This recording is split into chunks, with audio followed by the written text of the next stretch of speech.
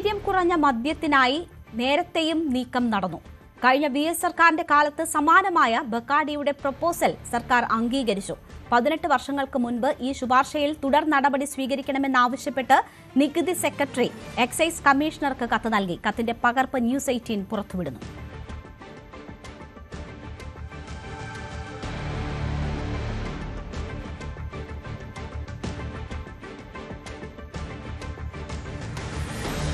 മദ്യനികുതിയിൽ വലിയ വിവാദം സംസ്ഥാനത്ത് നടക്കുമ്പോഴാണ് ബക്കാർഡിക്ക് വേണ്ടി വളരെ ശരവേഗത്തിൽ പുതിയ UDF സർക്കാർ നടപടികൾ നീക്കിയെന്ന ആരോപണം ശക്തമായി തുടരുമ്പോഴാണ് വീര്യം കുറഞ്ഞ മദ്യത്തിനായി നേരത്തെയും നീക്കം നടന്നു എന്നതിന്റെ വിവരങ്ങൾ വരുന്നത്.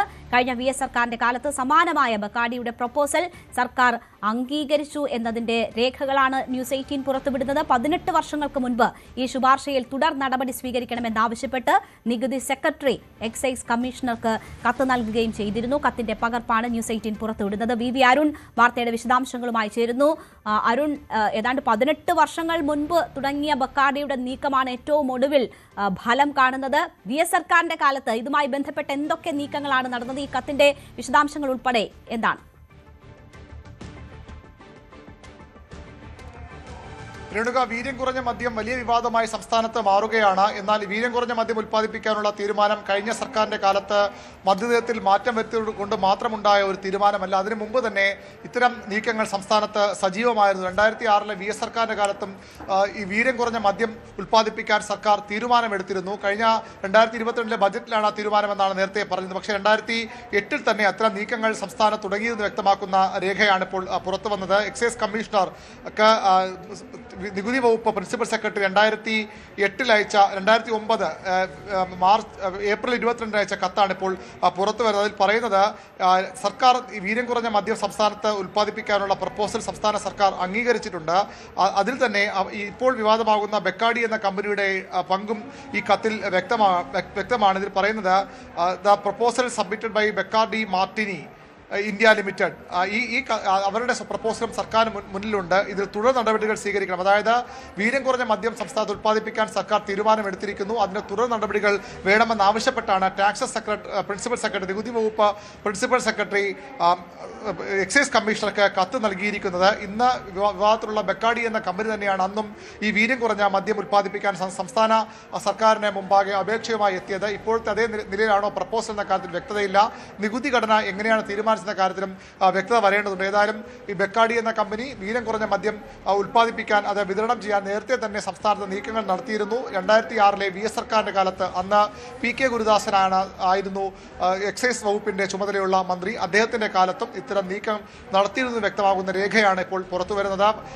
ഇത്തവണ ആ നീക്കം കഴിഞ്ഞ സർക്കാരിന്റെ കാലത്ത് വരുമ്പോൾ അവിടെ അതിന് അനുമതി നികുതി നിശ്ചയിക്കാനുള്ള നടപടികൾ വകുപ്പിന്റെ ഭാഗത്ത് ധനവകുപ്പിന്റെ ഭാഗത്ത് ഉണ്ടായില്ല. അതുകൊണ്ടാണ് 250% ടാക്സിൽ വിൽക്കേണ്ടി വരും. അതുകൊണ്ടാണ് ബക്കാഡി കമ്പനി തങ്ങളുടെ 2 ഉൽപ്പന്നങ്ങൾ ബക്കാഡി ഫ്രീസറും അതുപോലെ തന്നെ ബക്കാഡി പ്ലസും വിറ്റഴിക്കാൻ തയ്യാറാകാതെ ഇരുന്നത്. പക്ഷേ ഈ UDF സർക്കാർ വന്ന ശേഷം വളരെ വേഗത്തിൽ നടപടികൾ മുന്നോട്ട് പോയി. ശരവേഗത്തിലാണ് ഫയൽ നീക്കമെന്നാണ് ഇന്നലെ പ്രതിപക്ഷ നേതാവ് വിമർശിച്ചത്. പക്ഷേ ഈ ശ്രമം വീര്യം കുറഞ്ഞ മദ്യം ഉൽപ്പാദിപ്പിക്കാനുള്ള നീക്കം ഏതാണ്ട് 18 വർഷങ്ങൾക്ക് മുമ്പ് തന്നെ സംസ്ഥാനത്ത് നടന്നിരുന്നത് വ്യക്തമാക്കുന്നതാണ് ഈ രേഖകൾ. അരുൺ, ഇതിപ്പോൾ വലിയ വിവാദമായി മദ്യത്തിന്റെ നികുതി കുറവ് ചർച്ചയിൽ നിൽക്കുമ്പോഴാണ് ഇങ്ങനെയുള്ള വിവരങ്ങൾ കൂടി വരുന്നത്. VS സർക്കാരിന്റെ കാലത്ത് ബക്കാഡി എത്തുന്നു. അതിനുശേഷം ഉമ്മൻചാണ്ടി സർക്കാരിന്റെ കാലത്ത് മദ്യനയം എന്നത് വലിയ രാഷ്ട്രീയ വിവാദങ്ങൾക്ക് തന്നെ വഴിവെച്ചിരുന്നതാണ്. ആ ഘട്ടത്തിൽ ബക്കാഡിക്ക് അന്നത്തെ സാഹചര്യങ്ങൾ തിരിച്ചടിയാവുകയായിരുന്നു.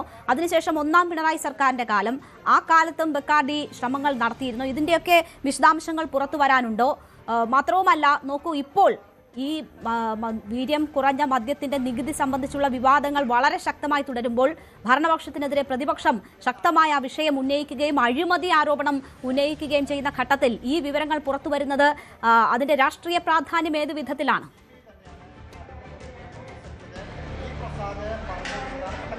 തീർച്ചയായിട്ടും സംസ്ഥാനത്ത് ഇത്തരം നീക്കങ്ങൾ നേരത്തെ സജീവമായിരുന്നു. പക്ഷേ അന്ന് ഇത് തമ്മിൽ വ്യത്യാസം, അന്ന് അതിന് നികുതി ഘടന തീരുമാനിച്ചു എന്ന കാര്യത്തിൽ കുറച്ചുകൂടി വ്യക്തത വരേണ്ടതുണ്ട്. ഏതായാലും സർക്കാർ അത്തരം വീര്യം കുറഞ്ഞ മദ്യം ഉൽപ്പാദിപ്പിക്കാനുള്ള നയപരമായ തീരുമാനം എടുത്തിരുന്നു, അല്ലെങ്കിൽ അതിന് അനുമതി എക്സൈസ് വകുപ്പ് നൽകിയിരുന്നു, പിന്നീട് നികുതി വകുപ്പ് നൽകിയിരുന്നു. അതിന് വേണ്ടത് പിന്നീട് എക്സൈസ് കമ്മീഷണറുടെ അനുമതിയാണ്. അതിനുള്ള നടപടികൾ സ്വീകരിക്കണമെന്നാണ് കത്തിൽ ആവശ്യപ്പെട്ടിരിക്കുന്നത്. ഇപ്പോൾ ഭരണപക്ഷം രണ്ട് കാര്യങ്ങളിലാണ് ഇപ്പോഴത്തെ സർക്കാരിന്റെ ഈ ബജറ്റ് നിർദ്ദേശത്തെ എതിർക്കുന്നത്. അത് ഒന്ന്,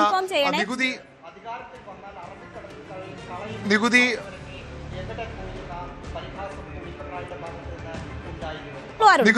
കുറച്ചു കൊടുത്തു. 250% സംസ്ഥാനത്ത് വിദേശ മദ്യം വിൽക്കാനുള്ള നികുതി. അതിൽ നിന്ന് പകുതിയോളമായത് കുറച്ചു കൊടുത്തു. അതാണ് ഒരു കാരണമായി ഇപ്പോൾ വിമർശനത്തിന് കാരണമായി പ്രതിപക്ഷം പറയുന്നത്. മറ്റൊന്ന്, ഇതുമായി ബന്ധപ്പെട്ട് തന്നെ ഇങ്ങനെ മദ്യം വിൽക്കാൻ തുടങ്ങിയാൽ അത് സംസ്ഥാനത്ത് മദ്യവ്യാപനം ശക്തമാകും. കൂടുതൽ മദ്യം സംസ്ഥാനത്ത് പുതിയൊരു വിഭാഗം ആളുകൾ കൂടി, ലഹരി കുറഞ്ഞ മദ്യം ഉപയോഗിക്കുന്ന ആളുകൾ കൂടി സംസ്ഥാനം സൃഷ്ടിക്കപ്പെടും. അത് സാമൂഹികമായ ഒരു പ്രത്യാഘാതമാണ്. രണ്ട് കാരണങ്ങൾ ചൂണ്ടിക്കാട്ടിയാണ് പ്രതിപക്ഷം ഇതിനെ എതിർക്കുന്നത്. പക്ഷേ നേരത്തെ ഇപ്പോഴത്തെ പ്രതിപക്ഷം 2006 സർക്കാർ ഉണ്ടാകുമ്പോഴും അത്തരം നീക്കങ്ങൾ നടന്നിരുന്നു. അന്നും വീര്യം കുറഞ്ഞ മദ്യം ഉൽപ്പാദിപ്പിക്കാനുള്ള തീരുമാനം സർക്കാർ കൈക്കൊണ്ടു എന്ന് വ്യക്തമാക്കുന്നതാണ് ഈ രേഖകൾ. ശരി, വി അരുണാണ് വാർത്തയുടെ വിശദാംശങ്ങൾ നൽകിയത്. അപ്പോൾ ഏതാണ്ട് 18 വർഷം മുമ്പ് തന്നെ തുടങ്ങിയ നീക്കങ്ങളാണ് ഏറ്റവും ഒടുവിൽ വി.ഡി. സതീശൻ സർക്കാർ അധികാരത്തിലെത്തിയതിനു ശേഷം വളരെ വേഗത്തിൽ ബക്കാഡിക്ക് വഴിയൊരുങ്ങുന്ന ഒരു സാഹചര്യത്തിലേക്ക് എത്തിയത്. കൂടുതൽ വാർത്തകൾക്ക് news 18 Keralam YouTube channel subscribe ചെയ്യുക.